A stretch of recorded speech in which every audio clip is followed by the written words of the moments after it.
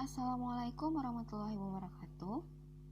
Perkenalkan, nama saya Estin Sapora dari BP 3006.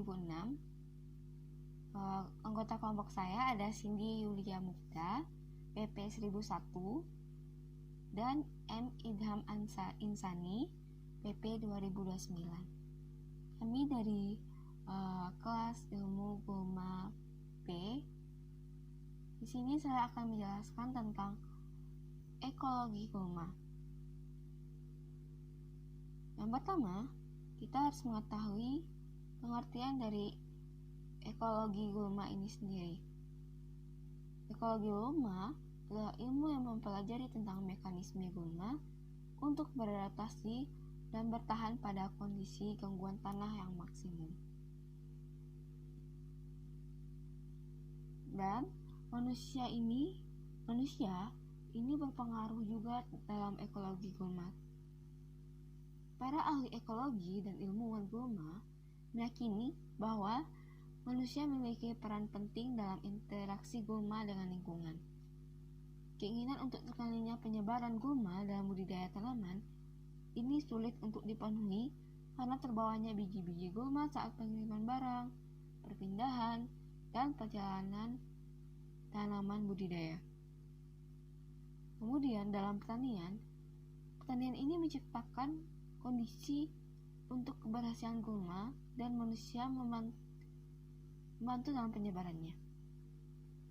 Pertanian hampir selalu berubah untuk alasan kenyamanan, penghematan tenaga kerja, atau peningkatan pendapatan, namun jarang untuk mengurangi pertumbuhan gulma, sehingga yang terjadi malah sebaliknya. Yang terjadi malah gulma itu terus berkembang dan terus berkembang di lokasi tersebut. Kemudian, setiap kegiatan pertanian ini mempunyai potensi untuk mempengaruhi kepadatan dan kelangsungan hidup spesies dari lahan yang dibudidayakan, termasuk gulma itu sendiri. Kemudian ada ekosistem tumbuhan tanaman dengan gulma. Pemahaman ekologi gulma akan mengarah ke pencegahan, pengelolaan, dan pengendalian gulma yang lebih efektif. Alasan kita harus melakukan pengelolaan gulma berbasis ekologi, yakni pertama, penggunaan herbisida itu melahirkan spesies yang lebih sulit dikendalikan. Yang kedua, resistensi ganda terhadap herbisida dari unsur-unsur kimia sejenis dengan metode pemberian yang berbeda telah terjadi. Yang ketiga, teknik pengelolaan saat ini tidak dapat menyelesaikan permasalahan gulma dalam pertanian monokultur dengan mudah. Yang keempat, masalah gulma yang baru muncul dalam sistem pengelolaan tanah tertentu. Kelima, faktor ekonomi yang memaksa metode pengendalian gulma secara alternatif. Yang keenam, peningkatan kesadaran ini muncul terhadap biaya lingkungan dari herbisida yang terus meningkat. Di sini kita dapat melihat bagan dari ekosistem tumbuhan gulma oleh Aldrich pada tahun 1984, mana kita dapat melihat interaksi antara lingkungan, tanaman, benih, dan manusia itu saling berhubungan. Kemudian ada interaksi lingkungan. Ada 3 interaksi penting antara gulma dengan lingkungan. Yang pertama ada iklim. Ini yang terdiri dari cahaya, suhu, air, angin, kelembaban, dan cuaca. Kemudian ada yang kedua, ada tanah yang melibatkan perairan tanah, aerasi, suhu, pH tanah, kesuburan, sumber kesuburan itu sendiri, dan teknik budidaya yang semua berkaitan dengan tanah.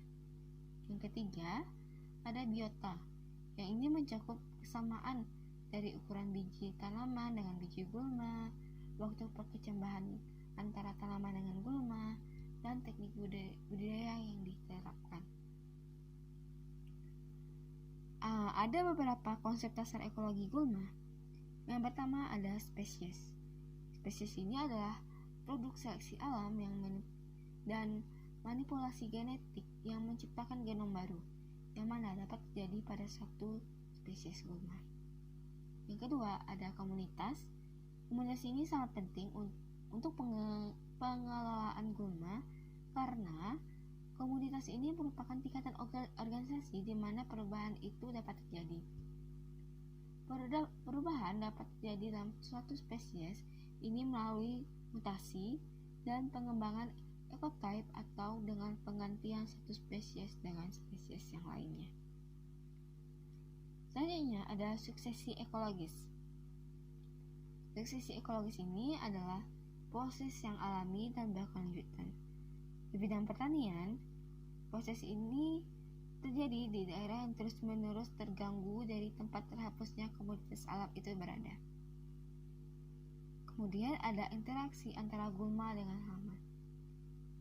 Gulma hidup pada komoditas di mana mereka harus berinteraksi dengan tanaman budidaya dan gulma. Sehingga untuk melakukan pengelolaan, peneliti tidak boleh hanya fokus pada satu saja. Tidak boleh fokus pada satu gangguan saja. Yang selanjutnya ada kompetisi tanaman. Kompetisi ini merupakan bagian penting, bagian dari ekologi itu, dan alasan kenapa gulma ini perlu dikendalikan. Kenapa? Karena pada kompetisi ini terjadi saat dua atau lebih organisme ini menginginkan hal yang sama. Dan bagi gulma, kepadatan, distribusi, dan durasi itu sangat penting. Dan ini sama dengan tanaman budidaya.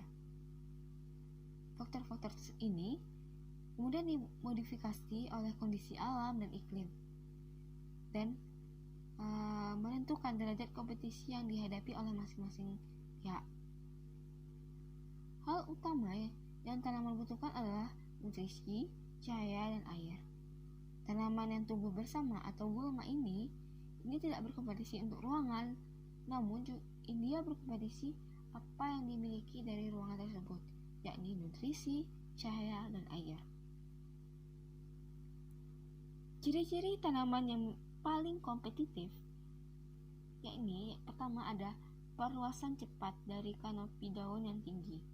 Kemudian, daunnya mendatar dalam kondisi cuaca mendung dan daunnya miring atau plagiotropik pada kondisi cahaya yang cerah. Lalu ada daunnya itu besar. Selanjutnya, jalur fotosintesis C4 dan transmisivitas cahaya daun yang rendah. Lalu, daun yang membentuk susunan mozaik untuk intersepsi cahaya yang lebih baik. Kemudian, kebiasaan tanaman untuk mendaki. Lalu, alokasi bahan kering yang tinggi untuk membangun batang yang tinggi. Dan terakhir, perpanjangan batang yang cepat sehingga respon terhadap lingkungannya itu juga cepat. Nah, kemudian analisis ekonomi dari gulma ini. Petani dapat menghitung biaya pengendalian dan nilai kerugian untuk menentukan apakah kontrol yang harus dilakukan. Dalam ilmu gulma, ini membutuhkan informasi yang lebih lanjut tentang efektivitas berbagai teknik pengendalian gulma dan sistem pengelolaan gulma di berbagai jenis tanah dan sistem tanam. Kemudian, informasi ini dikombinasikan dengan persentase kemunculan spesies gulma yang ada di bank benih tanah, hasil panen yang diharapkan, dan biaya pengendalian gulma dan situasi ekonomi pertanian saat itu. Kemudian, hal ini akan membuat keputusan untuk pengendalian gulma yang lebih bijak. Mungkin hanya ini yang dapat saya sampaikan. Mohon maaf jika terdapat salah atau salah ucap. Saya ucapkan terima kasih. Assalamualaikum warahmatullahi wabarakatuh.